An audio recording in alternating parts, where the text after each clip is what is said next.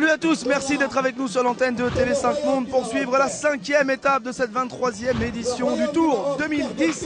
Aujourd'hui, la dernière étape de montagne qui nous mènera jusqu'à Meknès. Est-ce que ce maillot jaune va changer d'épaule ? Vous le découvrez avec moi, ce maillot jaune. Pour l'instant, il est sur les épaules de Dean Popgornik, mais est-ce qu'il va enfin changer d'épaule? Pour l'instant, le Croate domine tout. Il a même gagné l'étape d'hier. C'est donc sans doute la dernière possibilité pour avoir un nouveau champion au départ demain à Meknès. 5e jour de compétition, toujours autant de monde sur la route du Tour, un départ de Fès, capitale culturelle du pays, et dernière difficulté de la journée, de montée terrible à Zagota avant l'arrivée du côté de Meknès. Un coup d'œil sur le classement de la 4e étape, Popgornik toujours en jaune devant Van Riesenburg. Au classement général, on retrouve également le coureur de la Loborica, Radoslav Rodina, pour l'instant sur le podium.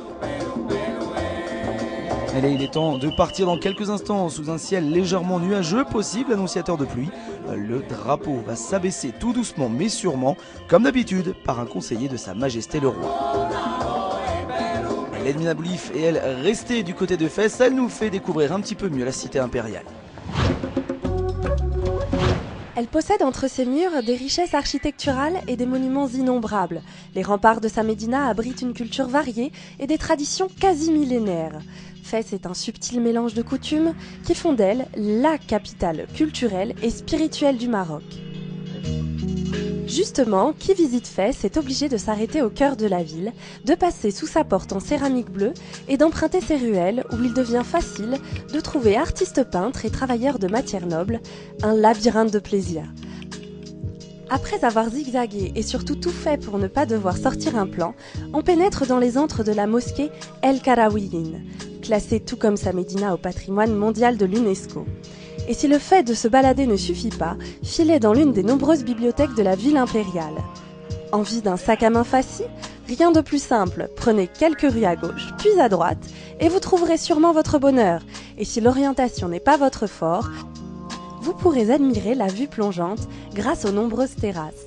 C'est de là aussi que l'on pourra apercevoir le travail des tanneurs qui trempent, colorent et sèchent les peaux des jours entiers. Beaucoup d'autres touches manquent au tableau des traditions Fassi, celle du Festival des musiques sacrées du monde par exemple. Une excuse simple pour revenir arpenter les allées de celle que l'on considère comme l'Athènes de l'Afrique. Nous sommes de retour sur la route du Tour avec ses premiers plans, version hélico, pas d'échappée après les 20 km de course. C'est assez rare pour être signalé, mais comme d'habitude sur le Tour du Maroc, des paysages absolument exceptionnels. La preuve aujourd'hui, nous passons dans le carré vert, le poumon vert du Maroc avec le maillot jaune qui roule toujours et les Marocains également qui se pressent aux premières places pour essayer tout simplement d'aller arracher une première victoire à l'occasion de ce Tour du Maroc. Le maillot jaune et son équipe, la Loborica, est également présente. Comme d'habitude, ils roulent pour le leader et certains préfèrent se consacrer uniquement à la course plutôt que de passer à la télé. Le maillot jaune est donc là, on l'a dit, derrière enfin une première échappée voit le jour avec entre autres un coureur russe, c'est le numéro 89, il s'agit de Boris Chipilevski, il roule pour la Katusha. Derrière on retrouve un Algérien, Abdelmalek Madani, mais c'est insuffisant pour revenir sur le vainqueur de l'étape du jour.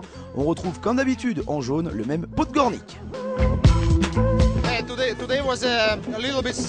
Aujourd'hui, c'était un peu étrange sur l'étape. Nous n'avons pas été chanceux.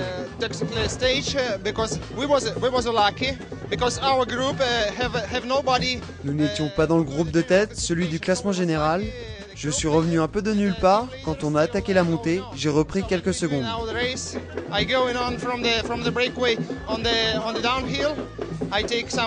À la fin, ils ont tenté de faire revenir l'Algérien sur moi, mais ça n'a pas suffi.